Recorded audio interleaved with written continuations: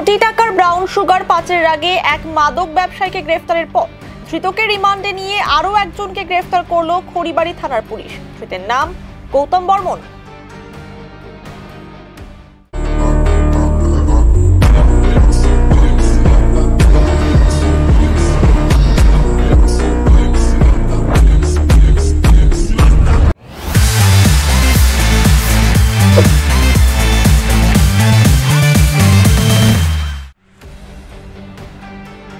প্রসঙ্গত কয়েকদিন আগে খড়িবাড়ির রামধনজোতে এসএসবির ৪১ নম্বর ব্যাটালিয়নের জওয়ানদের তৎপরতায় কোটি টাকার ব্রাউন সুগার পাচার করতে গিয়ে গ্রেফতার করা হয় মাদক ব্যবসায়ী রহমত শেখকে।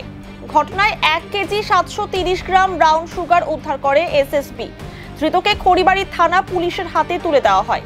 পরবর্তীতে তাকে আদালতে পেশ করে রিমান্ডে নিয়ে গৌতম বর্মনের খোঁজ পায় পুলিশ। এরপর সোমবার রাতে খড়িবাড়ির পানি ট্যাঙ্কি থেকে গৌতম বর্মনকে গ্রেফতার করে পুলিশ। আজ ধৃতকে শিলিগুড়ি মহকুমা আদালতে তোলা হয়েছে।